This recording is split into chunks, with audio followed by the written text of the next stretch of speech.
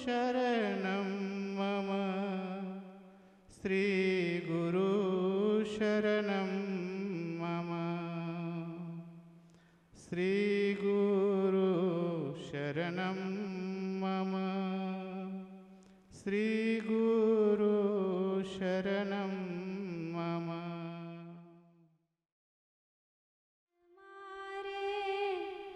तुझे किसका डर है, अरे आत्मा रे, तुझे किसका डर है। जिस्म हो पुराना कहे लोग बूढ़ा, जिस्म हो पुराना कहे लोग बूढ़ा, मगर तू सनातन, मगर तू सनातन अनादि अमर है। अरे आत्मा रे, तुझे किसका डर है, अरे आत्मा रे, तुझे किसका डर है। तुझे प्यार पिंजरे से कैसे हुआ है, तुझे प्यार पिंजरे से कैसे हुआ है। गगन में तू उड़ जा, गगन में तू उड़ जा, वही तेरा घर है। अरे आत्मा रे, तुझे किसका डर है, अरे आत्मा रे, तुझे किसका डर है। तुझे भान हुआ कि बाहर खुशी है, तुझे भान हुआ कि बाहर खुशी है। लगा गोता अंदर, लगा गोता अंदर, तू शांति का घर है। लगा गोता अंदर, तू शांति का घर है। अरे आत्मा रे, तुझे किसका डर है, अरे आत्मा रे, तुझे किसका डर है। तू हस्ती से अपनी खुद बेखबर है, तू हस्ती से अपनी खुद बेखबर है। अरे आत्मा रे, तुझे किसका डर है, अरे आत्मा रे, तुझे किसका डर है। चांद सा मुखड़ा चम चम चमके, पाँव पे जनिया छन छन छन के, पाँव पे जनिया छन छन छन के। सुध बुध में तो हरी सावरिया, जाऊं मैं बलिहारी सावरिया, जाऊं मैं बलिहारी। नैन तिहारी जादूगारे, मोटे मोटे कारे कारे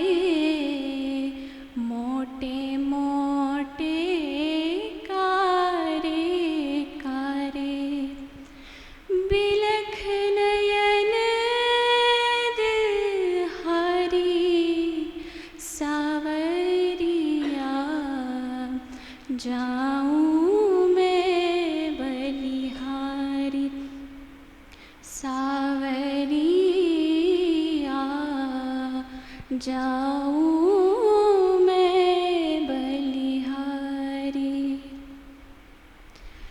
कदम के नीचे मुरली बजावे, कदम के नीचे मुरली बजावे, बेरी मुरलिया जगत नचावे, बेरी मुरलिया जगत नचावे। तान मधुर अति प्यारी सावरिया, जाऊं मैं बलिहारी सावरिया, जाऊं मैं बलिहारी सावरिया, जाऊं मैं बलिहारी।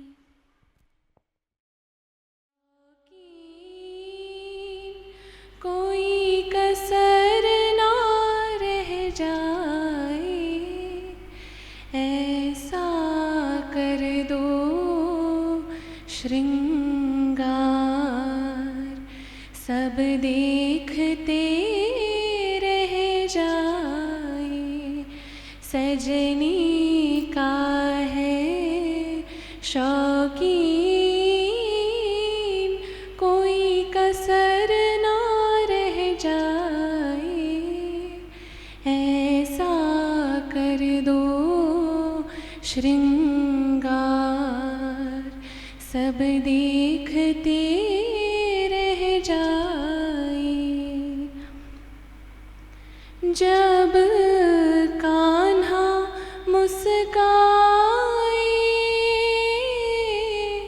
शीशा भी चटक जाए, चंदा भी दर्शन को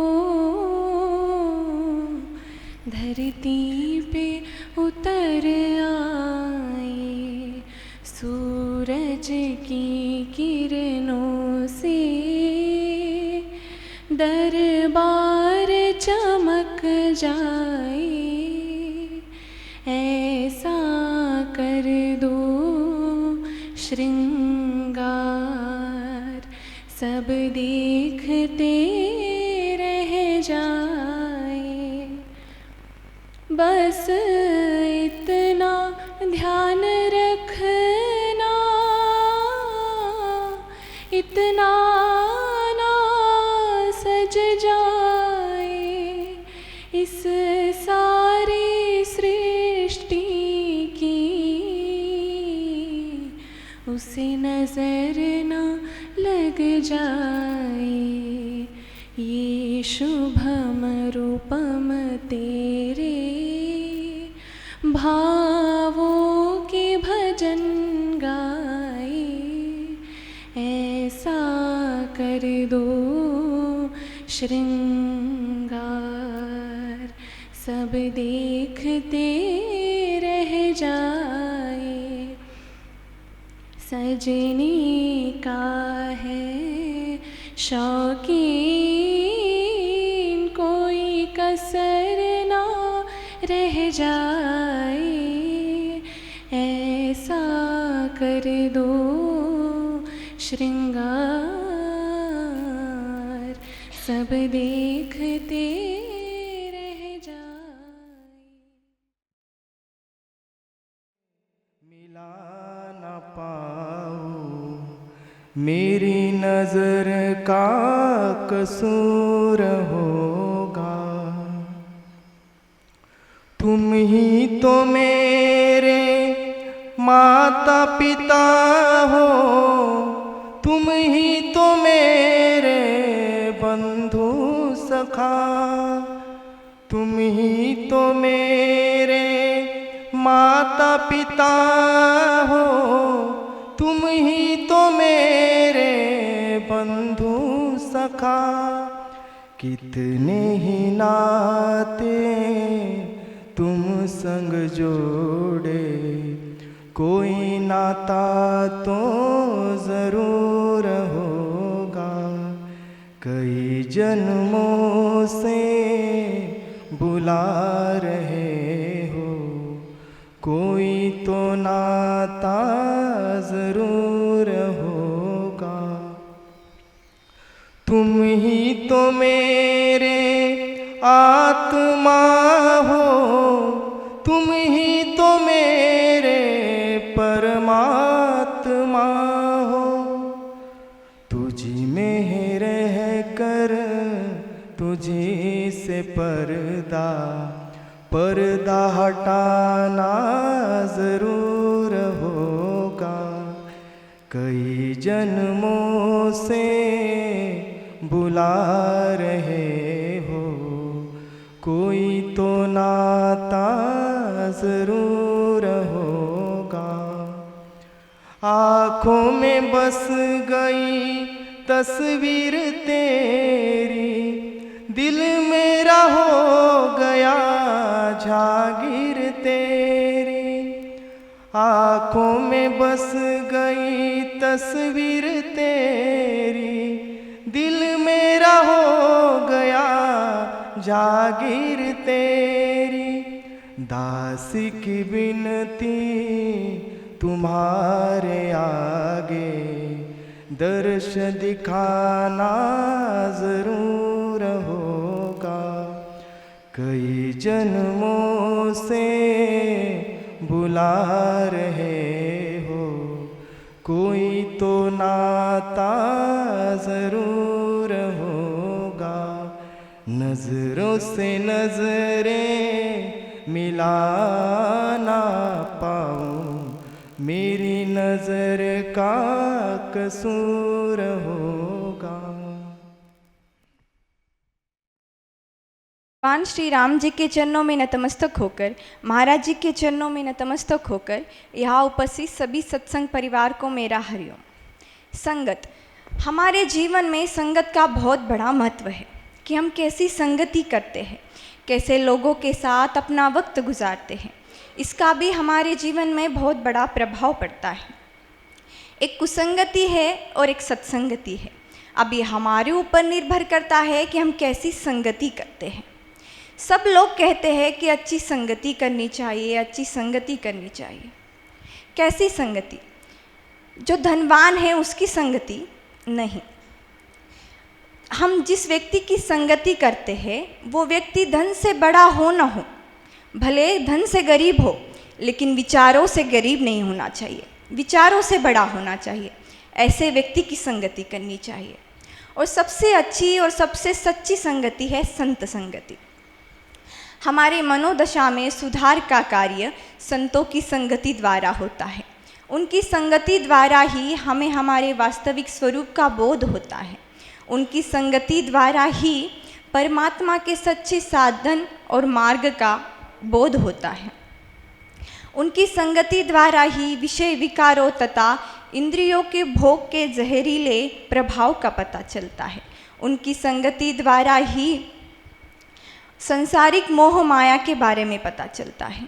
संतों की संगति द्वारा ही अनंत काल से चली आ रही 84 लाख योनियों से छुटकारा पाने का मार्ग का पता चलता है।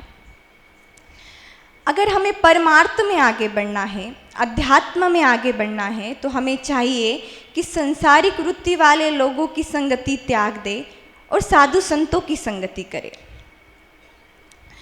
पिंजरे में कैद तोता भला कैसे किसी को मार्ग बता सकता है, वैसे ही इस संसारिक मोह माया में उलझा हुआ व्यक्ति परमात्मा के निकट जाने का मार्ग कैसे बता सकता है। चाहे कितनी भी तेज वर्षा क्यों न हो, अगर खेत में बीज ही नहीं बोया तो फसल कैसे प्राप्त होगी। वैसे ही संसारिक लोगों की संगति से परमार्थिक लाभ कैसे हो सकता है। सीप समुद्र के खारे पानी में रहता है, अगर उसमें एक पानी की बूंद चली जाए तो वो मोती बन जाती है। ये हुआ सत्संगति का प्रभाव। और वही पानी की बूंद अगर सांप के मुंह में चली जाए तो वो विष बन जाती है। पानी की बूंद एक ही थी, एक सीप में चली गई तो मोती बन गई और एक सांप के मुंह में चली गई तो विष बन गई। ये होता है संगति का प्रभाव। सद्गुरु की संगति सर्वश्रेष्ठ है। चाहे कितनी भी कोशिश कर लो पानी को मतने की, लेकिन मक्खन प्राप्त नहीं हो सकता, वैसे ही संसारिक लोगों की संगति से परमार्थिक लाभ नहीं हो सकता। इसलिए हमें साधु संतों की संगति करनी चाहिए। साधु संत मिलने बहुत दुर्लभ है, इसलिए उन्होंने कहे हुए शास्त्रों की संगति करनी चाहिए, उनके वचनों की संगति करनी चाहिए। धन्यवाद।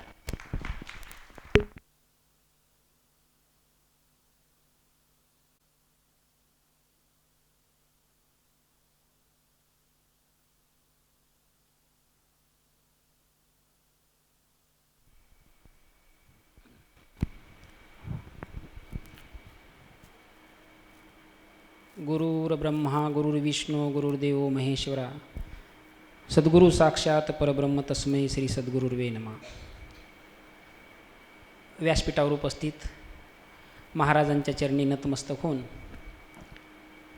2 शब्द या ठिकाणी व्यक्त करण्याचा प्रयत्न करतो। आदरणीय महाराजांच्या संकल्पनेमधून गावोगाव विविध कार्यक्रम होतच असतात। तेलंगणाचा भाग असेल, आमच्या महाराष्ट्राचा भाग असेल, त्यामध्ये अनेक कार्यक्रम, काल परवा झालेला आमच्याकडला वृक्षारोपणाचा कार्यक्रम, असे विविध कार्यक्रम महाराजांच्या संकल्पनेतून असतातच। आणि गेल्या 20-21 वर्षापासून चालत असलेला हा सत्संग सोहळा आणि श्रवणार्थी असुसलेले सर्वजण आपण या ठिकाणी श्रवण करत असतो। मानवी जीवनामध्ये प्रत्येकाला चांगल्या संगतीची गरज आहे। आताच त्या ताईनं चांगलं वर्णन केलं की संगती महत्त्वाची आहे, आणि त्याच्यात साधू पुरुषाची संगती ही जगात सर्वात दुर्लभ आहे। तुमचं माझं काहीतरी अहोभाग्य आहे की आपल्याला ही संगती महाराजांची आताच्या काळामध्ये आपल्याला लाभलेली आहे। सत्संगतीचा महिमा, आपण सत्संग येत असतो, सत्संगाला श्रवण करत असतो, तर ह्याच्यातून निष्पन्न काय, ह्याच्यातून फलप्राप्ती काय, हे जर आपण बघायचं असेल तर अतिशय सुंदर महाराजांनी मार्गदर्शन केलं आपल्याला गुरुपौर्णिमेच्या दिवशी। त्या दिवशी आम्हाला काही येणं झालं नाही प्रकृती अस्वास्थ्यामुळे, पण ऐकायला भेटलं की गुरुकृपा आजपर्यंत आपण प्रत्येकजण माहीत होतं, आम्ही जाणत होतो, आपल्याला वाटत होतं की बा गुरुकृपा म्हणजे संसारिक जीवनामधल्या ऐहिक वस्तूचा उपभोग आम्हाला प्राप्त झाला पाहिजे, आणि बहुतांश लोकांची ओढच त्याच्याकडे असते की बाबा संसारातल्या आम्हाला गोष्टी प्राप्त झाल्या पाहिजे म्हणून परमार्थाला लागूत। पण अतिशय सुंदर विश्लेषण बाबांनी केलं की गुरुकृपा हे संसारिक सुखाच्या गोष्टी प्राप्तीसाठी नाहीत। आपण असलेल्या जीवनामध्ये आपल्याकडे जी दृढ आसक्ती आहे संसारिक वस्तूची, मग ती देहापासूनची आसक्ती आहे, ह्या सर्व आसक्तीतून निष्काम होणं, त्याचं नाव गुरुकृपा सांगितलं।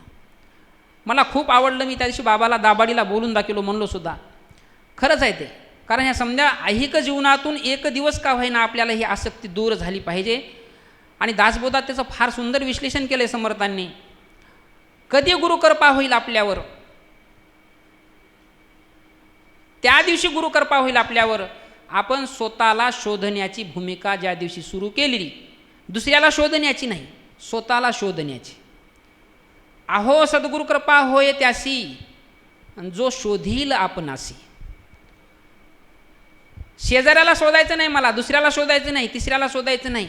माझ्यामध्ये काय अवगुण आहेत ते अवगुण आपल्याला कमी करणं, हे ज्या दिवशी कळलं त्या दिवशी समजायचे मी गुरुकृपेचा पात्र आहे, त्या दिवशी गुरुकृपा होणार आहे। ह्याचाच अर्थ आहे निष्कामता। आणि सत्संग तेच शिकित आहे की सत्संग त्याच्यात आमच्या जीवनामध्ये तुमच्या माझ्याकडं असलेली दृढ देहबुद्धी, ह्या देहबुद्धीचा नाश झाला पाहिजे। देहबुद्धीचा नाश ज्या दिवशी झाला त्या दिवशी माणूस मुक्त आहे। पण ही दृढ देहबुद्धी संसारामध्ये आसक्ती सोडत नाही। मग अशा साधूच्या सहवासामध्ये, साधूच्या सहवासातल्या श्रवणातून देहबुद्धीच्या आसक्तीचा नाश होत असतो। आणि हे नाश ज्या दिवशी झाला त्या दिवशी आम्ही परमार्थामध्ये मुक्त वातावरणामध्ये जगतो. आणि हेच आपल्याही जीवनामध्ये वारंवार ह्या श्रवणातून हे आपल्याला निष्पन्न व्हायचं आहे, निष्पन्न करायचं आहे, ते घ्यायचं आहे. म्हणून 2-4 शब्द का होईना कानावर आपल्याला साधूचे पडले पाहिजेत. आणि हे पडण्यासाठी आपण रविवारी 10 वाजता येऊन या ठिकाणी जमतो. भाग्य आहे आपलं. आणि जास्त काही इथं वेळ मला घ्यायचा नाही, म्हणून महाराजांनी आज्ञा केल्यानुसार इथं वरी आलो. झालेली या ठिकाणी 2 शब्दाची सेवा बाबांच्या चरणी अर्पण करून या ठिकाणी सेवेला पूर्णविराम.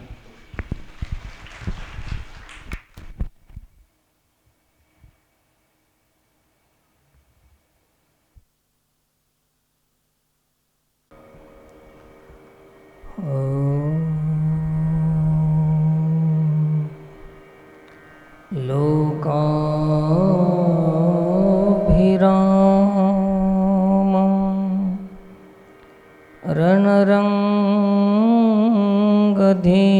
रणरङ्गधीरं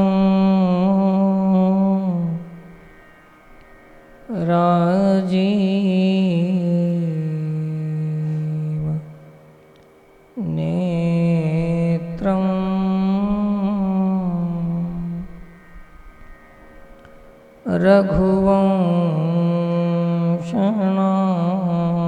रघुवंशनाथं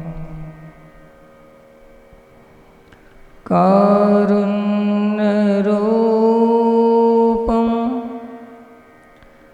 करुणाकरं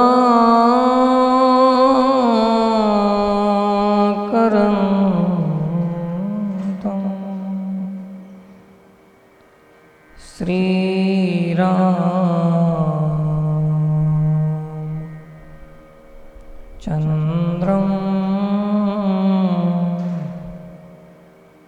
शरणं प्रपद्ये.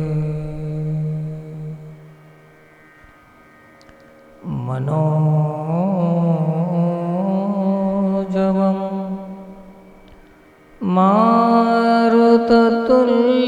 मारुततुल्यवेगं जितेन्द्रियं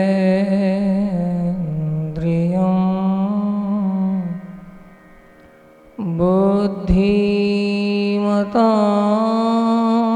वरिष्ठं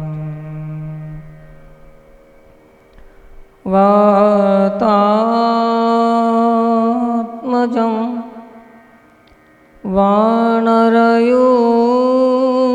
वानरयूतमुख्यं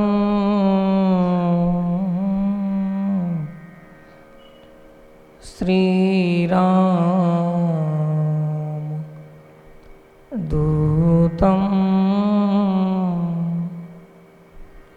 शरणं प्रपद्ये.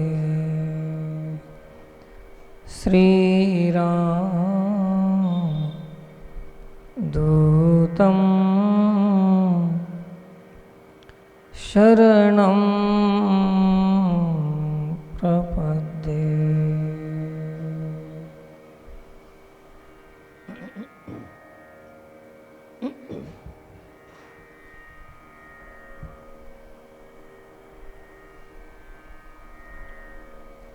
राम कृष्ण हरि जय जय राम कृष्ण हरि.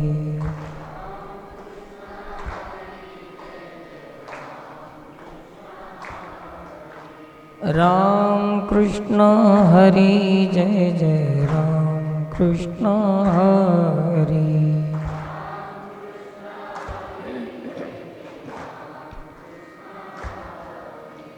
राम कृष्ण हरि जय जय राम कृष्ण हरि.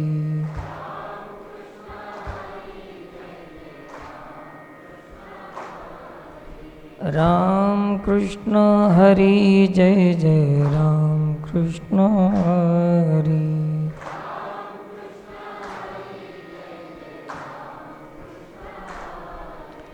राम कृष्ण हरि जय जय राम कृष्ण हरि.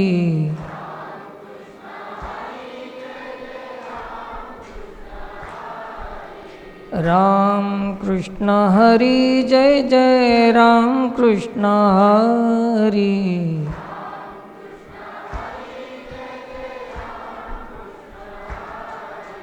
राम कृष्ण हरी जय जय राम कृष्ण हरी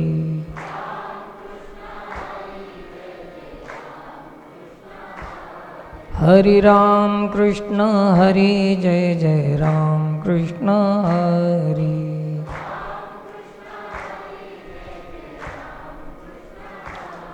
हे राम कृष्ण हरि जय जय राम कृष्ण हरि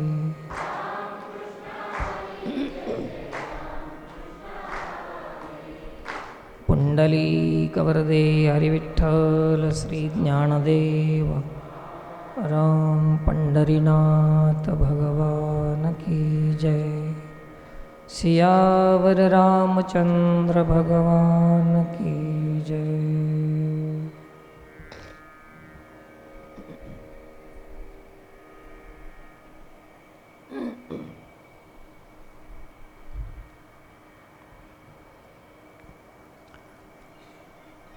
एकादशीच्या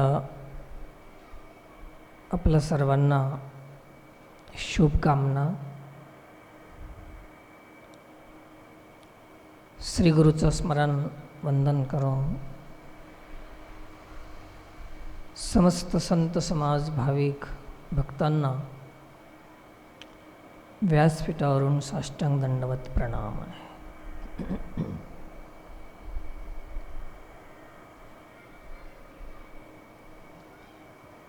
पर्वकाळाचा दिवस, वारकऱ्यांसाठी पर्वकाळ एकादशी आहे।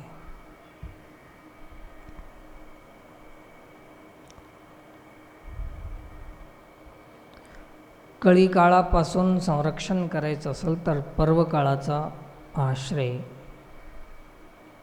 आपल्याला घेणं आवश्यक आहे।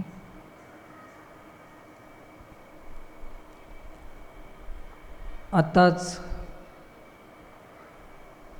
आपण कुमारी शिवानीच्या वक्तव्यातूनही ऐकलं, आत्मा आणि आत्मविचार आणि आदरणीय रघुनाथजी महाराज बोधडीकर यांनी आपणाला शिवानीच्या सत्संगाला अनुमोदन करीत त्यांनीही संगतीचा महिमा आपल्या पुढे सादर केला।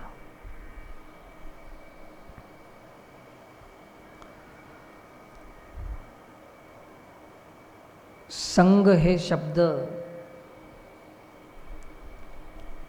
आपल्या कार्यक्रमाशी अनन्य साधारण महत्त्व ठेवणार आहे, म्हणून या कार्यक्रमाचं नावच आहे सत्संग। संग आहे।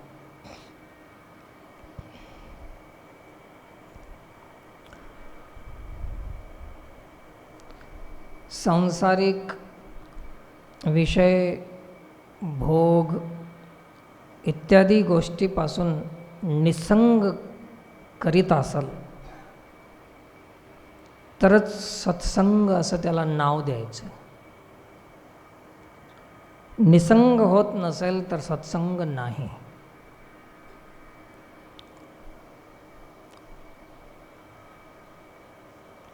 उलट असं होत चाललेलं आहे की ज्याच्यापासून निसंग झालं पाहिजे त्याचाच रंग चढत चाललेला आहे।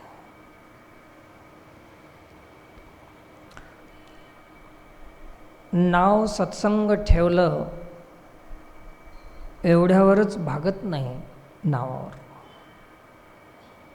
त्याच्यात असलेली वास्तविकता, त्यातलं सत्य जेव्हा हाताला येईल तेव्हा ते सत्संग होईल। सत्य हाताला आल्याशिवाय सत्संग होत नाही। सत्संगाची कालमर्यादा सांगून उपयोग नाही, सत्संगाचं नाव ठेवून उपयोग नाही। सत्संग सत्यत्व जेव्हा हाताला येईल तेव्हा सत्संगाचं परिणामही आपणाला प्राप्त होईल.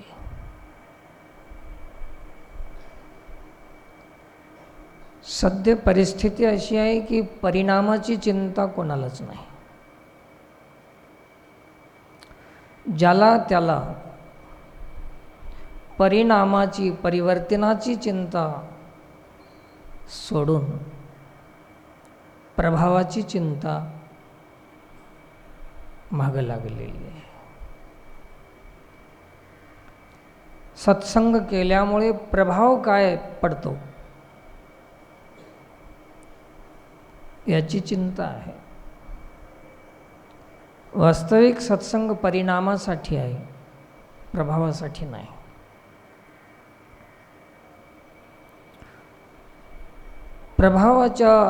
प्रभावाच्या विचारधारेमध्ये प्रवाहित असलेला समाज परिणामाची चिंताच करत नाही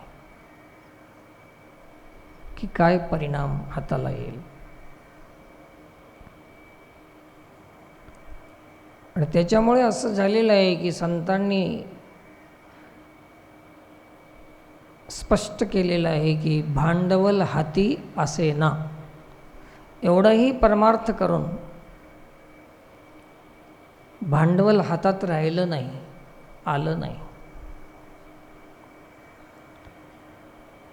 प्रत्येकाने आपला आपला विचार करण्याचं स्वातंत्र्य आहे, हक्क आहे, अधिकार आहे की आजपर्यंत केलेल्या परमार्थाचं भांडवल साध्य म्हणून काही आपल्या हातात शिल्लक आहे का. याच्यासाठी काही वेगळं ज्योतिषाकडे जायची आवश्यकता नाही.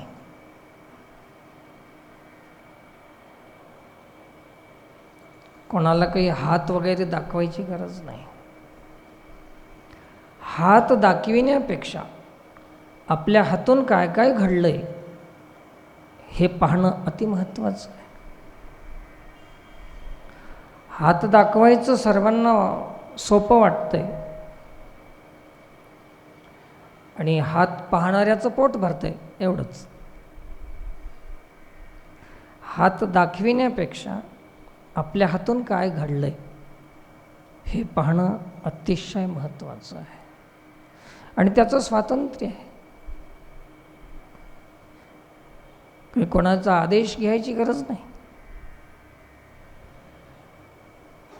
संदेश तर संतांचा आहेच आपल्या मागे. ज्या गोष्टीचं स्वातंत्र्य आहे त्या गोष्टी आपण नाही केल्या तर स्वातंत्र्याचा दुरुपयोग झालाच.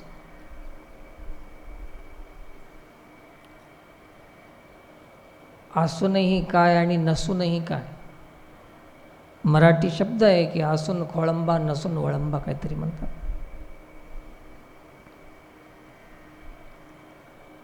तर आपल्या हातून काय घडलंय हे आपणाला माहीत आहे, हात पाहणाऱ्याला काहीच माहीत नाही. हात पाहणाऱ्याला त्याच्यातल्या रेषा दिसतात, पण आपण जर हातून काय घडलं जर पाहायला गेलं तर आपलं कर्म दिसतंय.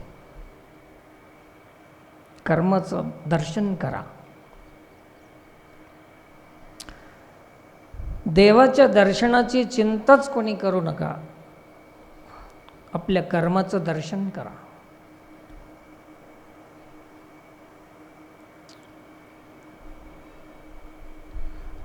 भगवान कृष्ण परमात्म्यांनी कर्मावर भगवद्गीतेमध्ये अधिक जोर दिलेला आहे.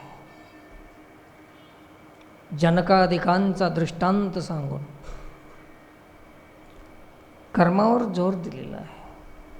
कर्मे ईशू भजावा.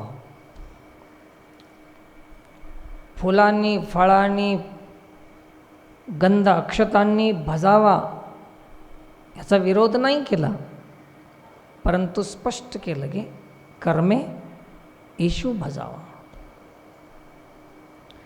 पाण्याने भजावा, फुलांनी भजावा, 56 भोगांनी भजावा, हळद कुंकांनी भजावा, ठीक आहे, परंतु गीता संदेश आहे, जर ईश्वराला भजायचं असेल तर कसं भजाव? कर्मे ईशू भजावा.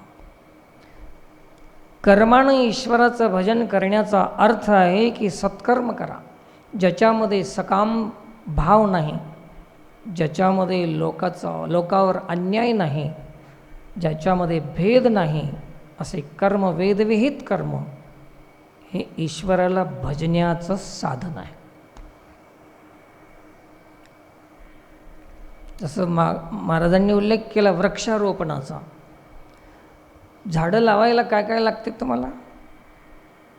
अगरबत्ती, नारळ, पंचफळ, काय लागत नाही.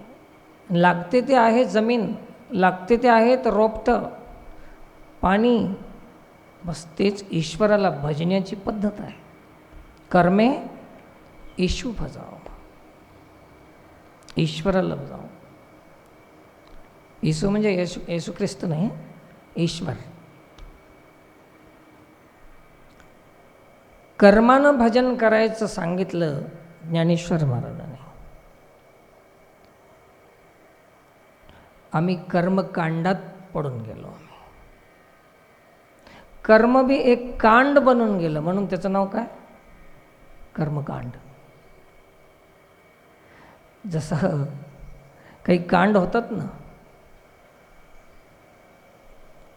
मारामारीचे, विवादाचे, हत्याकांड असं असं ना, गोधराकांड, काही की नावं दिलेत ना असे, हत्याकांड. तशा प्रकारे कर्म काय आहे? एक कांड आहे. कर्मानं ईश्वराला भजन करण्याची पद्धत सांगितली, पण कर्म करण्यासाठी ज्ञानाची दृष्टी पाहिजे.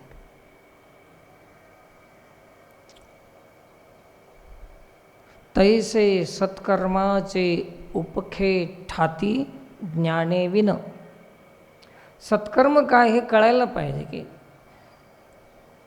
ज्याच्यामध्ये स्वार्थ नाही आपला, ते कर्म भगवंताचं भजन आहे. ज्याच्यामध्ये आपल्या प्रतिष्ठा, आपल्या प्रभावाची चिंता नाही, ते कर्म. ज्याच्यामध्ये लोकांचं लोककल्याण आहे, ते कर्म भगवत भजन आहे. ज्ञानमार्ग, भक्तिमार्ग तर ठीक आहेत, परंतु आपल्यासारख्या सामान्य जीवांना सोपा पडणारा मार्ग कोणता आहे? कर्ममार्ग आहे. कर्मे ईशू भजावा. अजून एक ओवी आहे, स्वकर्म कुसुमेची विरा, पूजा करिता अपारा तोषू होय, असं काहीतरी आहे. मज सर्वात्मका ईश्वरा, मी सर्वामध्ये आहे. इथं जमलेले आता आपण आहोत एवढ्यातच नाही, मी सर्वामध्ये आहे. आणि सर्वात मी असल्यामुळे सर्वासाठी काही करणं ईश्वराची सेवा आहे. मज सर्वात्मका ईश्वरा, स्वकर्म कुसुमाची विरा, पूजा करिता अपारा तोषू होय. कर्मानं पूजा करायची. आता कोणाला वाटेल की काय आमचे धंदे सोडून आम्ही काय करावं? नाही नाही, तसं नाही. स्वकर्म शब्द आलेला आहे. तुम्हाला ते सोडून हे करायचं नाही. जे स्वकर्म म्हणजे तुम्ही शेतात करीत असाल तर प्रामाणिकपणे करा. सरकारी नोकरी असेल, कर्मचारी असाल, वैद्यकीय क्षेत्र असेल, शैक्षणिक क्षेत्र असेल, कृषी विभागामध्ये तुम्हाला काम असेल, अध्यात्म क्षेत्रामध्ये काम करीत असाल, ज्या क्षेत्रामध्ये तुम्हाला ड्युटी आहे, व्यवसाय असेल, व्यापार असेल, त्या कर्मामध्ये भगवत सेवा, भगवत भावनेनं, प्रामाणिकपणानं, न्याय देऊन काम करणं हे देवाची सेवा आहे, भगवत भजन आहे. ज्या कामात तुम्हाला नियुक्त केलेलं आहे, तुमच्या वाट्याला जे काम आलेलं आहे त्या त्या कामात स्वे स्वे कर्मण्यभिरतः, त्याच श्लोकात आहे ना हा, त्याच्याच संबंधाने श्लोक आहे. स्वे स्वे कर्मण्यभिरतः, आपल्या आपल्या वाट्याला आलेलं काम इमानदारीनं करा, प्रामाणिकपणे करा.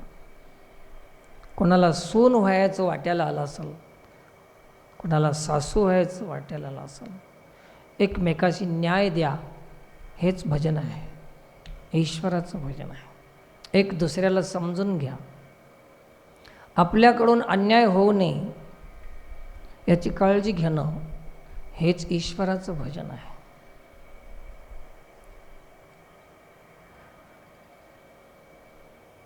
स्वात्मनः अनुकूलः स्वात्मनः परेषु समाचरेत,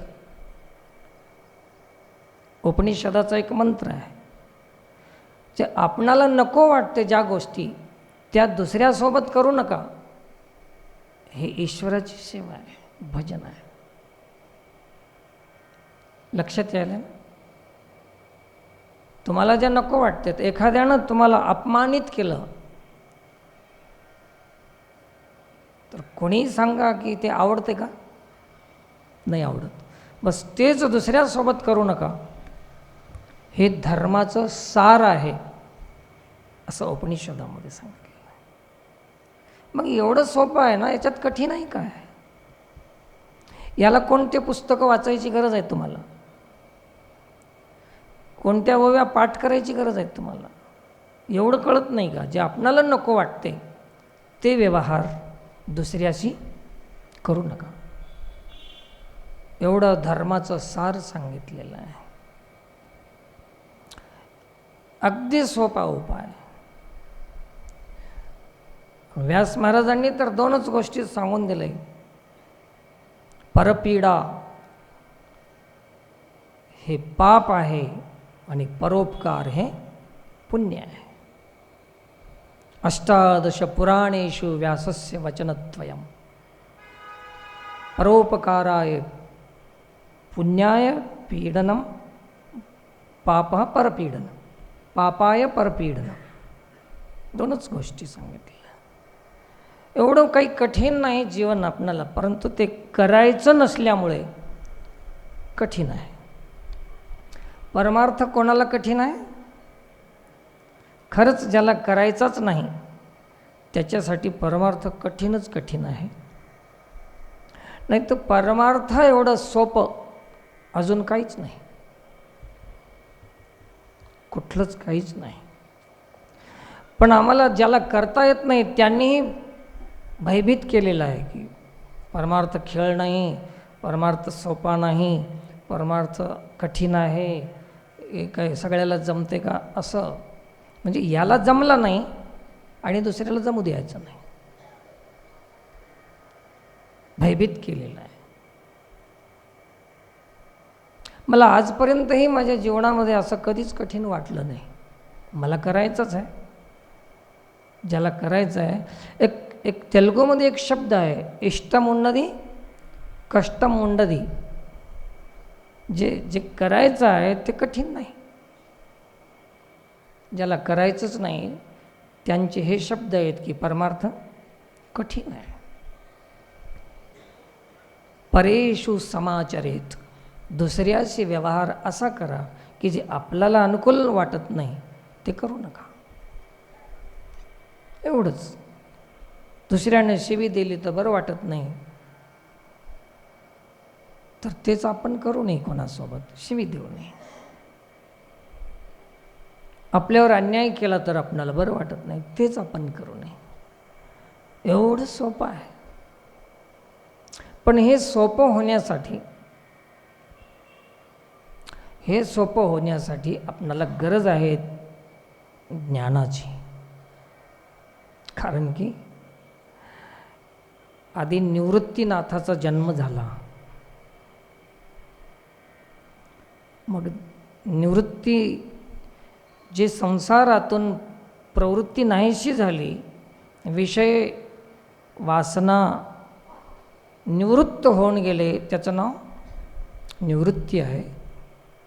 आणि ज्याला या विषयातून विरक्ती होते तिथं ज्ञानाचा उदय होते, म्हणून दुसरा जन्म आहे ज्ञानदेव, ज्ञानेश्वर. आणि ज्याचं ज्ञानाच्या नंतर ज्याला हे काही अवघड राहत नाही, सोपंच सोपं होते, त्याचं नाव आहे सोपान. आणि ज्याला एवढं सोपं आहे, त्याला आता बंधन राहतच नाही, मुक्त होऊन जाते, त्याचं नाव आहे मुक्ताई. झालं का? आता पुढे होईल ना होईल, इथं सत्संगमध्ये तर झालं ना. निवृत्त झालं, ज्ञान झालं, सोपं झालं, मुक्त झालं. काय कठीण आहे? हेच तर निवृत्ती, ज्ञानदेव, सोपान, मुक्ताबाई आहेत. मग ते आजही आहेत, कालही होते, आजही आहेत, उद्याही राहणार आहेत. हे सनातन तत्व आहे, हे शाश्वत तत्व आहे. म्हणून सज्जन हो, तुम्ही परमार्थाची चिंता कठीणाई या संबंधानं करूच नका. आपणाला करायचं आहे का हे आधी पक्क करा, ठरवा. एक दोन ओव्या रामायणातल्या आणलो, तुमच्यासोबत शेअर करतो. ते पोटी अनिवार्य विषय स्थिती, ज्ञान मिरविती लोका प्रती.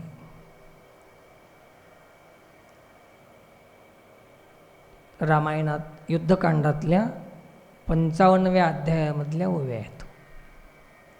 घरी जाऊन रामायण 55वा अध्याय वाचून घ्या. ओवी नंबर नाही माझ्याकडे, तुम्हाला पूर्ण अध्याय वाचावं लागेल. पोटी अनिवार्य विषय स्थिती, ज्ञान मिरविती लोका प्रती, जीविका त्यावरी करीती, घात निश्चिती स्वयेची केला. पोटी अनिवार्य विषय स्थिती, पोटात सगळं असं लबालब भरून गेलेलं आहे विषय, धन संपत्ती, मान प्रतिष्ठा, सत्ता संपत्ती, सत्कार, सगळं लबालब भरून गेलेलं आहे, पूर्ण असं फुल झालेलं आहे पोटामध्ये. आणि ते सगळं पोटामध्ये ठेवून लोकाला काय सांगाले? ज्ञान मिरविती लोका प्रती. लोकाला ज्ञान सांगालेत की धन नाशिवंत आहे, शरीर नाशिवंत आहे. कोणाचं? महाराजाचं सोडून बाकी सर्वांचं. विषय चांगला नाही, कोणासाठी? बाकी लोकांसाठी. ज्ञान मिरविती लोका प्रती, की नाही? जीविका त्यावरी करीती. जीविका म्हणलं तर पोट भरणे. पोटासाठी संत झाले कलित बहुत, मुखे बोले ब्रह्मज्ञान, मनी धन आणि मान. त्या ओव्या आणि हा अभंग समानार्थी आहे.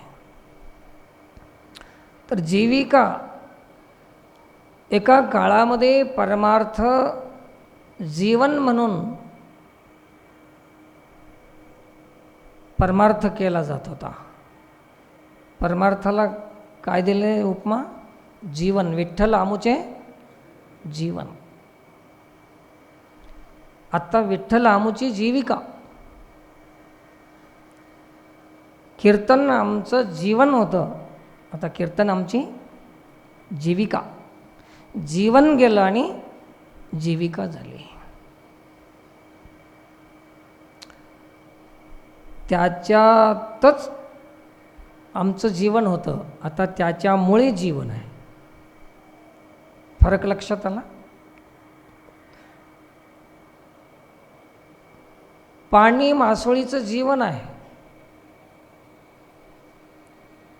पाण्यावाचून मासोळी जगू शकत नाही हे सर्वांना माहीत आहे. जीवनावेगळी मासोळी, ते बाहेर काढली तर तळमळ काढते, ते मरून जाते. ते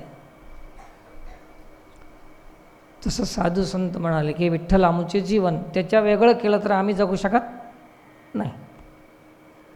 नामा वाचून देवा वाचून आम्ही जगू शकत नाही, याचा अर्थ आमचं ते जीवन आहे. परंतु आता ते जीवन राहिलं नाही.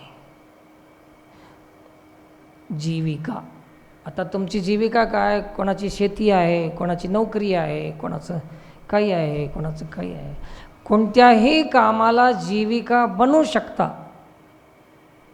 शास्त्राचा तुम्हाला आधार आहे, प्रमाण आहे. कोण्याही कार्याचं तुम्ही जीविका बनवू शकता. धंदा करून खा, मुनाफ्यावर धंदा करा, खा, थोडं हिसाबानं, त्याच्यात काही पाप नाही. जीविका आहे, तुमचं दुकान तुमची जीविका आहे, तुमची नोकरी तुमची जीविका आहे, तुमची शेती तुमची जीविका आहे. परंतु परमार्थ हे जीविका बनवायची नाही, असं शास्त्राचा आदेश नाही. शास्त्रामध्ये संविधान नाही असं.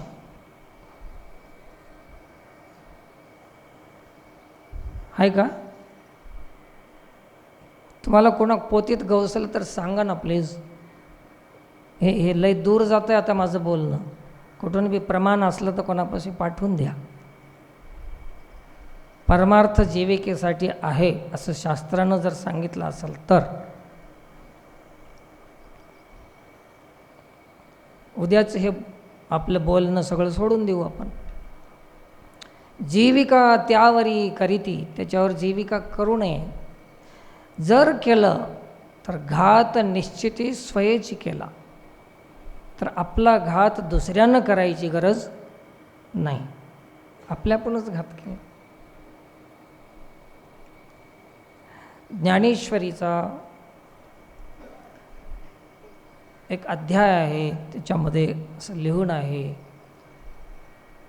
की सगळी कापुराची रास केली, कापुराची रास केली आणि त्याला आग लावून दिली. एक दृष्टांत आहे. दुसरा दृष्टांत आहे, स्वयंपाक केला आणि आता जेवायचं, त्याच्यात विष कालवलं. तसं परमार्थ केला, कीर्तन केलं, प्रवचन केलं, आता ते परमात्मा प्राप्ती होणार. धनाची इच्छा केली, स्वयंपाक झाला आणि जेवायच्या आधी विष कालवलं. तसं देव भेटायच्या आधी धनाची अपेक्षा झाली तर काय झाल्याने? तुम्हाला पाहिजे तर पुन्हा सत्संग झाल्यावर निवृत्ती महाराजापाशी ते ओव्या आहेत, खूप आहेत, बघून घ्या. अध्याय वगैरे काढून ठेवा, तुम्हाला विचारता येतात. विष कालवलं. तसं आम्ही परमार्थ केला केला केला आणि सांसारिक अपेक्षा केली तर काय झालं? घातच केला. स्वयंपाक करून त्याच्यात विष कालवलं, भजन करून सांसारिक अपेक्षा केली, असं शास्त्राचं मत आहे, आपलं नाही. जेणे व्हावी निज प्राप्ती, दुसरी ओवी आहे. जेणे व्हावी निज प्राप्ती, स्वतःच्या आत्मस्वरूपाची प्राप्ती होणार होती भजन करून, नामस्मरण करून. नामानं एवढं श्रेष्ठ मिळणार होतं. बघा, देव मिळणार होता, आम्ही संसार मिळविला. बहादुरी केली का? पुरुषार्थ केला का? येड्याचा बाजार हे लोक बी त्यालाच मोठं म्हणतात, त्याच्याच मागं लागतात. यालाही माहीत नाही, त्यालाही माहीत नाही. देव मिळण्याच्या साधनामध्ये संसार मिळविला. काय केला? मूर्खपणा केला की शहाणपणा? सरळ सरळ मूर्खपणा. जेणे व्हावी निज प्राप्ती, ते वेचले विषयासक्ती. ते सारं पुण्य विषयासक्तीमध्ये खर्च करून टाकला, ज्याच्यामुळे देव मिळणार होता. गुरुवर्य महाराज एक दृष्टांत सांगत होते. एक राजा जंगलात गेला होता, तहान लागली होती, पाणी शोधत निघाला, पाणी भेटत नव्हतं. एवढ्यामध्ये मेंढरवाला भेटला, त्याच्यापाशी पाणी होतं. राजानं पाणी मागितलं, त्याने पाणी दिलं. राजाचा प्राण वाचला, प्रसन्न झाला. आणि सांगितलं त्याला की रे बाबा, पाणी दिलंस प्यायला, मी प्रसन्न झालो, काय मागतोस माग, मी राजा आहो. तर त्या मेंढरवाल्यानं बरं झालं म्हणला, सकाळपासून माझ्यापाशी तंबाखू आहे पण चुन्ना नाही म्हणला, आणि तेवढा चुन्ना दे. मागून घेतला. कोणाकडं? राजाकडं. काय मागाव? चुन्ना. आम्ही काय केले? कीर्तन करून, भजन करून, पोत्या सांगून काय केले आम्ही? राजा प्रसन्न झाल्यावर काय मागितलं त्यानं? आम्हाला बी देव प्रसन्न होता, परंतु आम्ही काय मागून घेतलं? संसार, मठ, मंदिरं, धन, संपत्ती, अमोक तमोक, काय काय मागितलं? विवादाचंच सगळं मागितलं. तर सांगितलं की ते वेचिले विषयासक्ती, स्वयेची नागवले निश्चिती, भांडवल हाती असे ना. हातात काहीच भांडवल राहिलं नाही. सत्संगी मित्रांनो, सावध व्हा. ज्याला जमते त्यानं तरी प्रयत्न करा. देवाकडे काही मागू नका. असलं भजन करा. स्वप्नी जोडली जे संपत्ती, ते वेचिता नये जागृती, विषयी आणि ब्रह्मनिष्ठ म्हणविती. ब्रह्मनिश्चिती या नाव स्पष्ट सांगितलं त्यांनी, नाथ महाराजांनी. नाथ महाराजांचं वक्तव्य आहे. भांडावं वाटलं तर जा नाथ महाराजाला, पैठणला भांडा.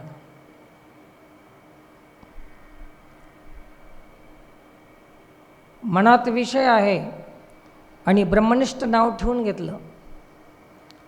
लोकांनी दिलं चढवून. आदरणीय, पूजनीय, परम आदरणीय, वैराग्यमूर्ती, ब्रह्मनिष्ठ, श्री श्री श्री, अजून काय काय केलं ते मला पुरं येईना. ते जे चढवून दिलं, जे चढवून दिलं, जे चढवून दिलं, उंच चढवलं. आता ह्याच्या याला मनामध्ये मळमळ करायली, मी हे काहीच नव्हतं, पण लोक म्हणालेत काय करू आता? करून घ्या पूजा, आरती करून घ्या, सत्कार करून घ्या. मध्ये मळमळ व्हायला. आत्मा तर सांगायला की बेटा तू काहीच नवस आहे, ब्रह्मनिष्ठ नवस, हरिभक्त नवस तू. त्याला माहीत आहे, पण ह्या कळत नाही लोकांना. त्याने काय करते? त्याची तळमळ व्हायला, व्यथा आहे मनामध्ये. ब्रह्मनिष्ठ मनविती, भ्रमनिश्चिती या नाव असा भ्रम आहे. असं एक 3 ओव्या सापडल्या. हे लोक म्हणत असतील ह्याला असल्याच ओव्या गवसतात काय, दुसऱ्या गवसनात काय? मी तेच शोधतो. मी ओव्यास दुसरं शोधतच नाही. सवय लागून गेली, आता काय करू?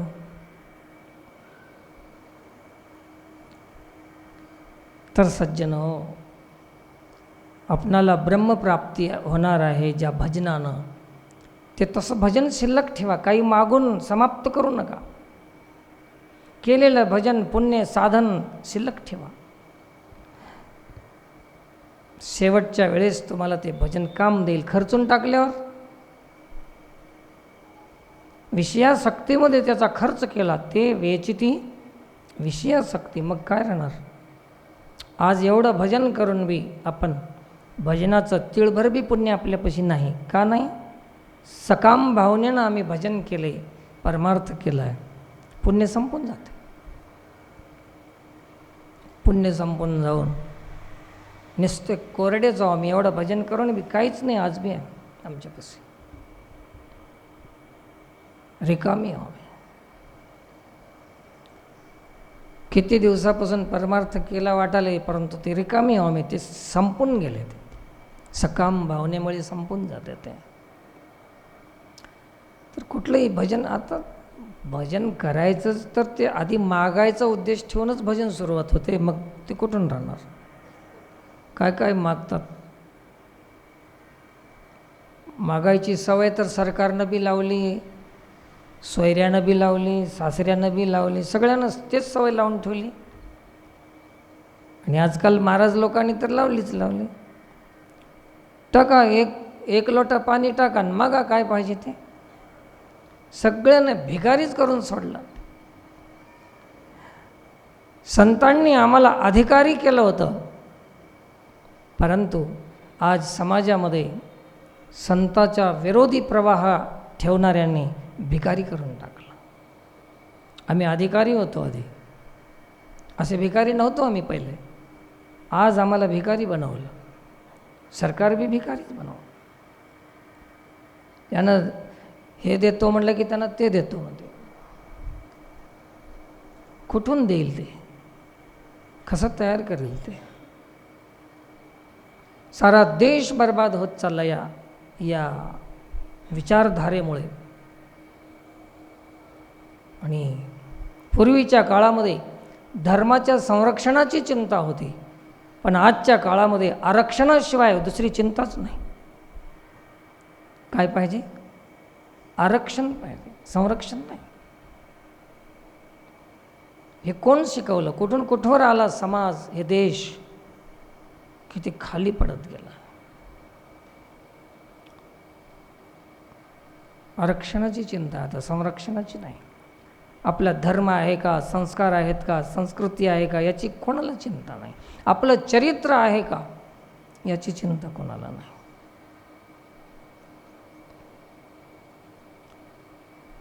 जे ते माणूस आपल्या लेकरांना एकच सांगते की बस मार्क आले पाहिजे, नोकरी लागली पाहिजे, पाप कर पुण्य कर, चरित्र भ्रष्ट हो, काही हो, हे झालं पाहिजे.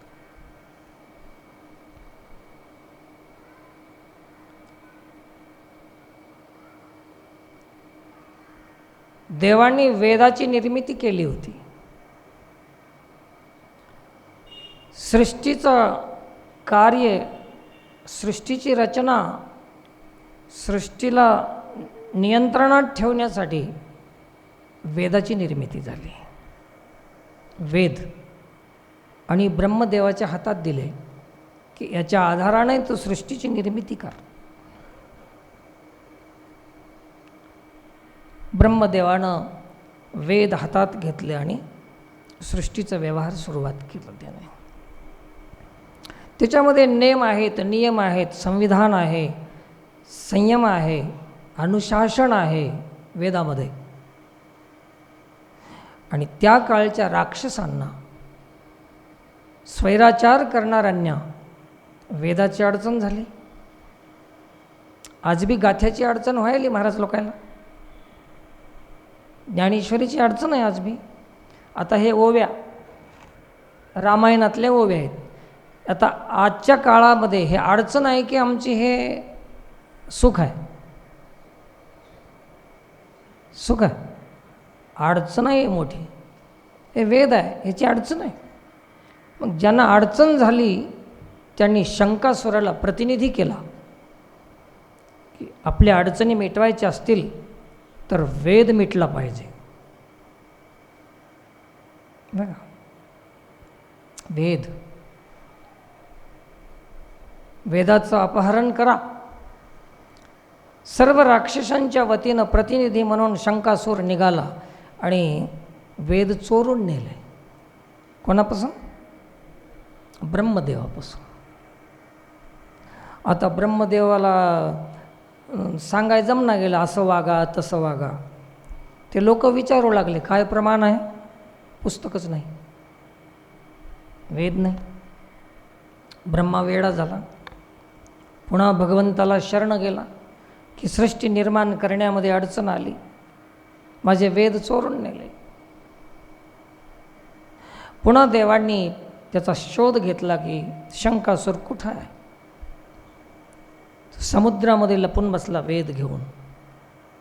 देवांनी मासोळीचा अवतार घेतला, मत्स्य अवतार, त्याचा शोध लावला, शंखासुराला मारलं, वेद परत आणले आणि ब्रह्मदेवाला देऊन टाकले, वापस आणलं. ते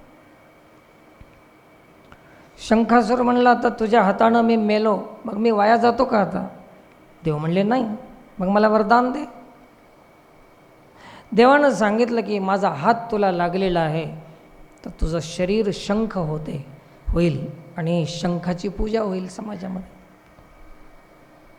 ज्याने वेद चोरले त्याची पूजा, शंखाचे. शंख निनाद, युद्धामध्ये शंख वाजतात, भक्ती मंदिरामध्ये शंख वाजतात. शंखाचा अर्थ आहे की तुम्ही सावधान, शंखासूर तुमचे वेद चोरून घेऊन जाईल. वेद चोरून घेऊन जाण्याचा अर्थ आहे, पुन्हा मी आता मुद्द्यावर येतो, की वाईट संगती जी आहे तुमच्या चांगल्या विचाराला चोरून नेतात. हेच शंखासुराचं वेद चोरणं आहे. वेद चोरणं म्हणजे काय? पहिला माणूस चांगला होता, हो कसं झालं की आता बिघडला, नेले त्याचे वेद चोरून नेले.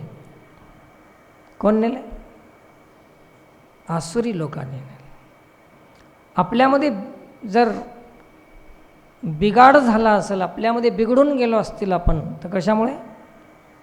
आपले विचार गेले, बलबुद्धी विद्या सगळं गेलं, चोरून नेलं आपलं. त्याच्यामुळे आपण वेडे झालोत, अधर्मानं वागायला सुरुवात केलं आपण. त्या काळची ती कथा झाली. या काळामध्ये, या भारतवर्षामध्ये नालंदा नावाचं विश्वविद्यालय होतं. सर्वांना माहिती आहे, माझ्यापेक्षा जास्त माहिती आहे. शेकडो ग्रंथ होते, पुराण होते आपल्या इथं, शास्त्र होते, विज्ञान, ज्ञान, भौगोलिक ज्ञान, सामान्य ज्ञान, अध्यात्म ज्ञान आणि जीवन, हे काय म्हणतात त्याला, हे ज्ञान, हे सगळं ज्ञानाचे पुस्तक होते. विदेशी विरोधी लोकांना कळालं की ह्या ग्रंथाच्याद्वारे भारत देश श्रेष्ठ आहे, आणि त्यांनी लगेच ज्या ग्रंथाचा संग्रह होता ज्या विश्वविद्यालयामध्ये, त्याला आग लावून दिली आणि शेकडो ग्रंथ आपले जाळून टाकले. ह्या काळचे शंकासूर. म्हणून तर तुम्हाला आम्हाला आता माहीत नाही, आज आपण जे प्रयत्न करालोत, हे लेकरं आमचे ऐकत नाहीत, हे लेकरं आमचं ऐकत नाहीत. का ऐकत नाहीत? यांना ज्या विद्यार्थी दशेमध्ये जे सांगण्यात जाते ती आता विद्या राहिली नाही. ते लेकरं कशाला ऐकत आहेत तुमचे? ते विद्याच जाळून टाकले, ते ग्रंथ पुस्तक जळून गेले. आणि यांना माहीतच नाही की आपलं जाळलं आहे कोणीतरी. आता जे आम्ही शिकलं आहे ना तेच खरं आहे. म्हणून ही लेकरं आपलं ऐकत नाहीत. त्याचं कारणच ते आहे. भारतीय परंपरेला किती आहात केलेला आहे, भारतीय संस्कृतीचा किती घात केलेला आहे. आजच नाही, पूर्वीच्या काळापासून आपल्या शुद्ध परंपरेला संपवण्याचा प्रयत्न आजपर्यंतही आहेच. आजही, आज तर आहेच, आजपर्यंत म्हणण्यापेक्षा आज तर आहेच. म्हणून सर्वांनी त्याचा विचार करावा, सत्संग करावा, सत्संग करून निसंग हो, आणि असे वाईट विचार, आपल्या चांगले विचार कोण चोरून नेईल कधी, याच्यासाठी सावधान राहा. जी सुरुवात झाली ना सत्संगची, संग, तर फिरून फिरून तुम्हाला पुन्हा तिथं घेऊन आलो. संग काय करते? आपल्यातले जे वैचारिक मूलधारा आहे त्याची चोरी करते. तुम्ही जास्त बसा एक 10-5 दिवस कोणासोबत, बरोबर तुमच्यात बदल करणार त्यांना. आणि अजून एक सांगतो तुम्हाला, जाता जाता शेवटचं सांगून जातो. माणूस विश्वास कोणावर जास्त करते, कशावर जास्त करते, परिणाम कशाचा जास्त होते ते ऐका. शेवटचा, आजच्या सत्संगाचा शेवटचा शब्द. आता तुम्हाला सांगावं कोणीतरी की त्या झाडावर भूत आहे. कसला बी माळकरी राहो, बरोबर विश्वास करते त्या झाडावर भूत आहे म्हणजे आहे. आणि तिथं गेलं की राम राम राम राम राम राम राम राम राम राम धडधड धडधड सुरू होते. म्हणजे मानला की नाही, ज्याला ज्ञान नाही, जे माणूस सत्य नाही, खोटा माणूस आहे, त्यांनी सांगितलं की तिथं भूत आहे, तर आपण स्वीकार केला? करता की नाही करता? आणि शेकडो वर्षापासून संत सांगत आलेत की सर्व ठिकाणी परमात्मा आहे, सर्वामध्ये देव आहे. कोणीतरी विश्वास केलाय? कोणाच्या संगतीचा रंग लागला? आश्चर्य. हे ऐकाय नाही का कधी? देव आहे, देव आहे, पण अजून कोणी विश्वास केला नाही. भूत आहे म्हणलं की महाराजापासून ते चोरापर्यंत सगळे विश्वास करतात. आणि देव आहे असं बी सांगत आले. शास्त्रानं किती घोषणा करून सांगितली, वासुदेव सर्वमिती स महात्मा सुदुर्लभा ईशावास्यमिदं जगत सिया राममय सब जग जानी हरी व्यापक सर्वत्र समाना कितीतरी प्रमाण आहेत. एकाही प्रमाणावर अजून विश्वास नाही. आणि भूत आहे म्हणलं, महाराज त्या झाडापासून गेल्यामुळे धडधडच करायला आहे बघा. विश्वास आहे तुझा? छातीत असंच दुखाली, फलानच व्हायलं आहे, बिस्तानच व्हायलं आहे. आम्ही विश्वास ठेवतो अशा अफवावर, अशा खोट्या विषयावर, अवगुणावर, ज्याच्यात काही हित नाही, कल्याण नाही, तशा गोष्टीवर विश्वास ठेवणारा हा समाज, हे जीव. आणि शेकडो वर्षापासून शास्त्र सांगाले, संत सांगालेत सर्वामध्ये देव आहे, सर्वामध्ये देव आहे. अजून विश्वास नाही. भूताची भीती वाटते, देवाचा आधार वाटत नाही. म्हणजे याच्यावरून ओळखा की आम्ही कोण्या संगतीला जास्त महत्त्व देतो. समजून घ्या. तर असं हे संगतीचा परिणाम आहे. संगती संगदोषाः संगम त्यक्त्वा सुखी भवेत. अजून एक ज्ञानेश्वरीमध्ये सांगितलं आहे, प्रपंच वृक्षाचं छेदन कसं करावं? असंग शस्त्रेन दृढेन चित्वा, है ना. असंगता हेच शस्त्र आहे. ह्या वाईट वृक्षाला, प्रपंच वृक्षाला तोडण्यासाठी शस्त्र कोणतं आहे? असंगता.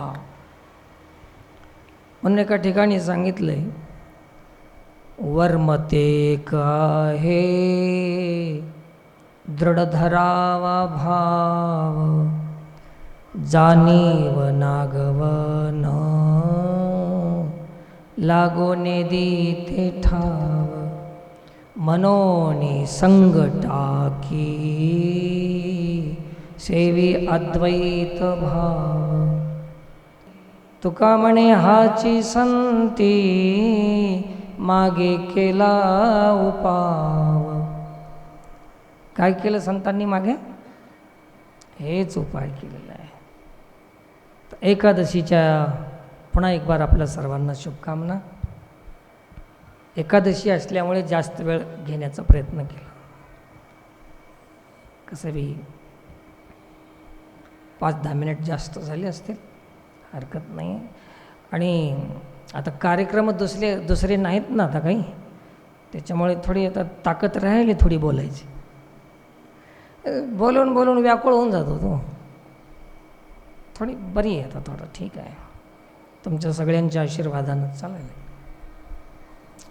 तर ही झालेली सेवा भगवतचरणी समर्पित करून सेवेला पूर्णविराम. पुंडलीक वरदे हरी विठ्ठल श्री ज्ञानदेव तुकाराम पंढरीनाथ भगवान सियावर रामचंद्र भगवान की जय. ओम नमः पार्वती पतये. हर हर महादेव.